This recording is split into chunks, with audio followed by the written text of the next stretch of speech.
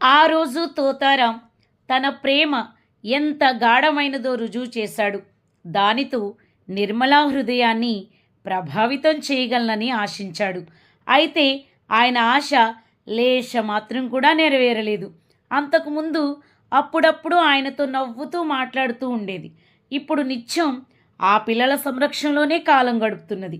ఎప్పుడు ఇంటికి వచ్చినా ఆమె దగ్గర పిల్లలు కనిపించేవాళ్ళు. ఎప్పుడు చూసినా వాళ్ళ చేత వ్రాయిస్తూనో, వాళ్ళకు బట్టలు వేస్తూనో, వాళ్ళతో ఆడుతూనో, వాళ్లకు కథలు వినిపిస్తూనో ఉండేది.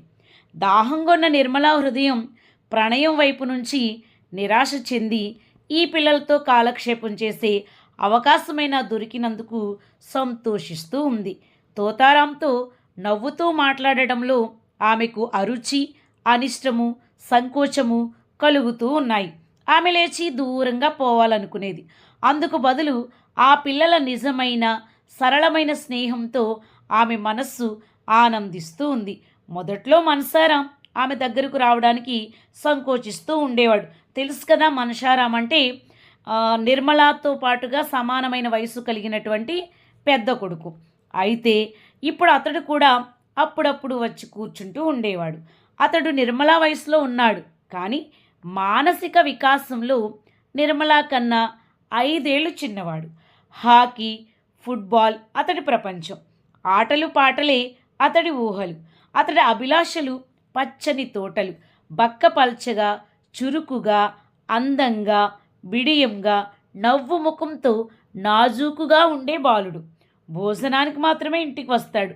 మిగిలిన రోజంతా ఎక్కడెక్కడో తిరుగుతూ ఉంటాడు. నిర్మల అతడు చెప్పే ఆటల ముచ్చట్లు విని కొంచెం సేపు తన దుఃఖాన్ని మరచిపోయేది.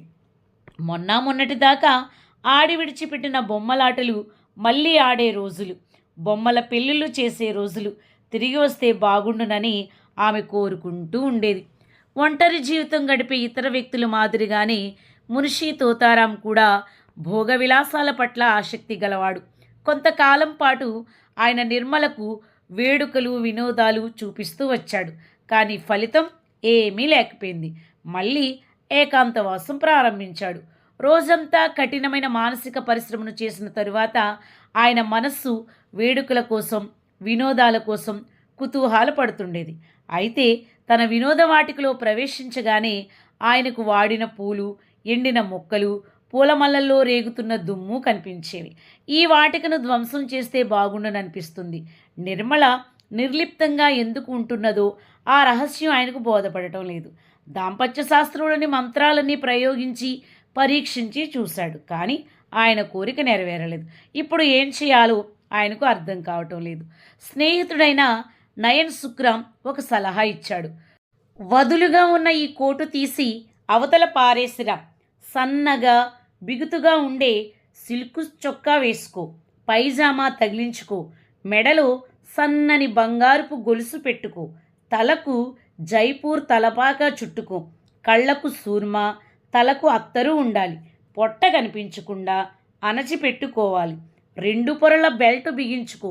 కొంచెం ఇబ్బందిగానే ఉంటుందనుకో, కానీ చొక్కా షేప్లో ఉంటుంది, అందంగా ఉంటుంది. తెల్లబడిన వెంట్రుకలకు రంగు నేను వేస్తాను. 100-50 గజల్స్ కంఠస్థం చెయ్యాలి. ప్రతి విషయానికి ఒక గజల్ ఉదహరించు. నీ మాటల్లో రసం చిప్పిల్లుతూ ఉండాలి. ఇహపరాలను గురించి చింత లేనట్లుగా కనిపించాలి. ప్రియురాలే నీ సర్వస్వం అనిపించాలి. నీ ధైర్య సాహసాలను ప్రదర్శించే సందర్భాలను వెతుకుతూ ఉండు. రాత్రిపూట దొంగ రాకపోయినా దొంగ దొంగ అంటూ అరవాలి. కత్తి తీసుకుని ఒక్కడివే వెంటబడాలి. నిజంగానే దొంగ వస్తే నీవు వెంటబడితే గుట్టంతా బయటపడుతుంది. అనవసరంగా మూర్ఖుడైపోతావు సుమి. సమయం చూసుకుని అరవాలి. నిజంగానే దొంగ వస్తే గాఢ నిద్రలో ఉన్నట్లు ఊపిరి బిగబట్టుకుని ఉండటమే. నీకు దొంగ వచ్చిన సంగతి తెలియలేదని ఆమె అనుకోవాలి. దొంగ పారిపోయిన తరువాత నీవు కూడా గబాలును లేచి బయటికి రావాలి. కత్తి చేత పట్టుకుని ఎక్కడా ఎక్కడా అంటూ పరిగెత్తాలి. ఎక్కువ కాలం వద్దు, 1 నెల రోజులు. నేను చెప్పిన విషయాలను పరీక్షించి చూడు. నీవు సఫలం కాకపోతే నీవు విధించిన జుల్మానా చెల్లించుకుంటాను అంటాడు నయన్ సుక్రామ్. ఇక తోతారాం ఊరుకుంటారా? మొదట తల వెంట్రుకలకు రంగు వేయటంతో ప్రారంభించాడు. తరువాత సుర్మావంతు వచ్చింది. చివరకు 1-2 నెలల్లో ఆయన శరీరమే మారిపోయింది. గజల్స్ కంఠస్థం చేసే విషయం మాత్రం హాస్యాస్పదంగా కనిపించింది. కానీ కృత్రిమంగా వీరత్వాన్ని ప్రదర్శించడంలో హాని ఏమీ లేదు. ఆ రోజు నుంచి ఆయన రోజు తన ధైర్య సాహసాలకు సంబంధించిన ఏదో ఒక ప్రసంగాన్ని ప్రస్తావిస్తూనే ఉన్నాడు. ఈయనకేమైనా ఉన్మాదపు వ్యాధి సోకిందేమోనని నిర్మల సందేహిస్తూ ఉంది. ఆయన పిచ్చి చేష్టలు నిర్మలను ప్రభావితం చేయలేకపోయాయి. ఆమె కోపము, ద్వేషభావము అదృశ్యమైపోయి ఆమెకు ఆయన మీద జాలి కలుగుతూ ఉంది. తెలుగులో ఉన్న వ్యక్తి మీద అయితే క్రోధము, ద్వేషము కలగవచ్చు. కానీ పిచ్చివాడు దైకే పాత్రుడు కదా. ఆమె తరచుగా వ్యంగ్య బాణాలు విసురుతూనే ఉంది. ఆయనను పరిహసిస్తూనే ఉంది. జనం పిచ్చివాడి పట్ల ఎలా ప్రవర్తిస్తారో అలా ఆమె కూడా ప్రవర్తిస్తున్నది. అయితే ఆయనకు అర్థం కాకుండా జాగ్రత్త పడుతున్నది. ఆమె ఆలోచిస్తూ ఉంది. పాపం, తన పాపానికి ప్రాయచిత్తం చేసుకుంటున్నాడు. నేను నా దుఃఖం మరిచిపోవాలని ఈ కృత్రిమ వేషం. ఇప్పుడు నా రాత ఎటూ మారే అవకాశం లేదు. పాపం, ఈయన ఎందుకు ఉడికించాలి? ఒకరోజు సాయంత్రం షికారుకు వెళ్ళిన తూతారాం రాత్రి 9 గంటలకు గొప్ప వీరుళ్లాగా తిరిగి వచ్చాడు. రావటంతోనే నిర్మలతో అన్నాడు, ఈరోజు 3 దొంగల్ని ఎదుర్కొన్నాను. నేను అలా శివపురం దాకా వెళ్ళాను. చీకటి పడింది. రైలు పట్టాల దగ్గరకు చేరగానే ఎటు నుంచి వచ్చి పడ్డారో తెలియదు కానీ 3 దొంగలు, విను, 3 దొంగలు కత్తులు తీసుకుని ఎదురుగా నిలబడ్డారు. ఎవరెదురుగా? నా ఎదురుగా నిలబడ్డారు. 3 నల్లటి దయ్యాల్లాగా ఉన్నారంటే నమ్ము. నేను ఒక్కడిని. చేతిలో ఈ కర్ర మాత్రమే ఉంది. అటు 3 కత్తులు దూసి నిలబడి ఉన్నారు. నా ప్రాణాలు ఎగిరిపోయినంత పనయింది. జీవితం ఇంతటితో ముగిసిందనుకున్నాను.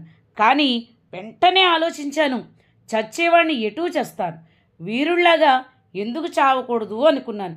ఇంతలో ఒక దొంగ గద్దిస్తూ అన్నాడు, నీ దగ్గర ఉన్నవన్నీ అక్కడ పెట్టి మాట్లాడకుండా వెళ్ళిపో. నేను ఈ చేతికర్ర సర్దుకుని నిలబడ్డాను.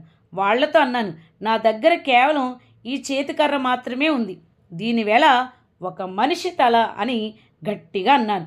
నేను ఆ మాట అనగానే 3 కత్తులు దూసి నా మీదకు దుమికారు. నేను ఈ చేతికర్రతో వాళ్ళ కత్తి వ్రేటులను అడ్డుకున్నాను. 3 మండిపడుతూ మహావేగంతో కత్తులు విసురుతున్నారు. కటకట మూతలు వినిపిస్తున్నాయి. నేను విద్యుత్లాగా దుమికి వాళ్ళ వ్రేటులను మధ్యలో ఆపేస్తున్నాను. దాదాపు 10 నిమిషాల దాకా 3 తమ కత్తి యుద్ధపు కౌశల్యాన్ని ప్రదర్శించారు. అయితే నా ఒంటి మీద కత్తి గీత కూడా పడలేదు. నా చేతిలో కత్తి లేకపోవడం చేత 3 బ్రతికిపోయారు. కత్తి ఉన్నట్లయితే ఒక్కడిని కూడా ప్రాణాలతో వదిలేవాణ్ణి కాదు. ఆ పోరాటం ఎంతని వర్ణించేది. నా హస్తకౌశలం చూడవలసిందే కానీ చెబితే తెలీదు. ఇంత చురుకుతనం ఎలా వచ్చిందా అని నాకే ఆశ్చర్యం వేసింది. ఇక్కడ మన పప్పులు ఉడకవనుకున్నారు. 3 దొంగలు కత్తులు వరలో దాచుకుని నా వీపు చరిసి, షబాష్, నీలాంటి వీరుడైన యువకుణ్ణి ఇంతవరకు చూడలేదు. మేము 3 గ్రామాలకు గ్రామాలు ఢంకా బజాయించి దోచుకుంటూ ఉంటాం. కానీ నీవు మమ్మల్ని ఓడించావు.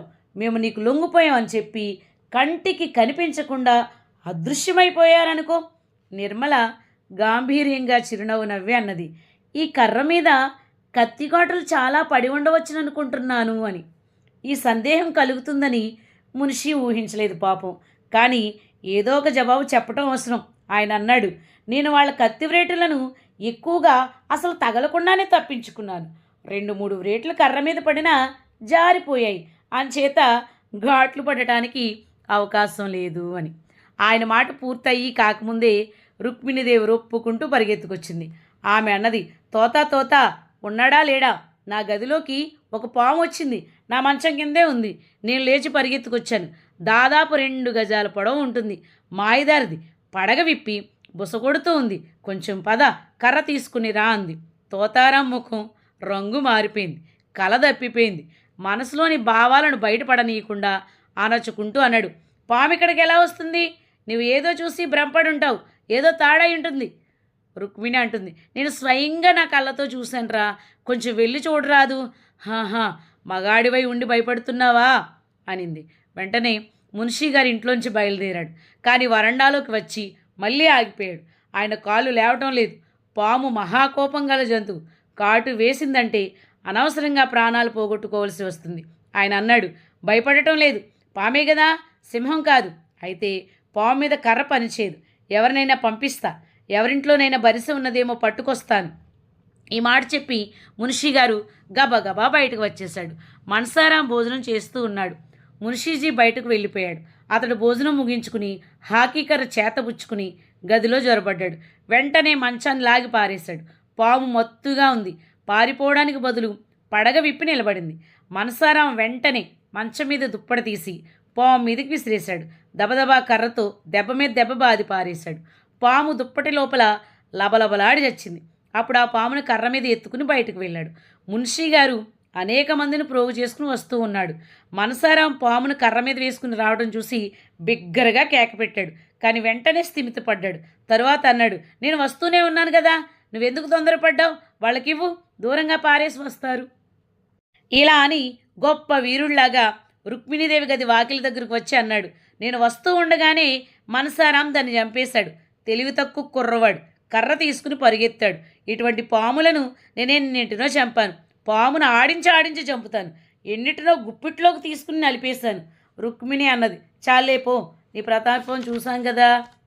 మున్షీ గారు సిగ్గుపడుతూ అన్నాడు, సరే వెళ్ళు, నేను పిరికిపందనే కావచ్చు. నేను మిమ్మల్ని ఏమీ బహుమతి కావాలని కోరటం లేదే. మున్షీ గారు భోజనానికి వెళ్ళారు.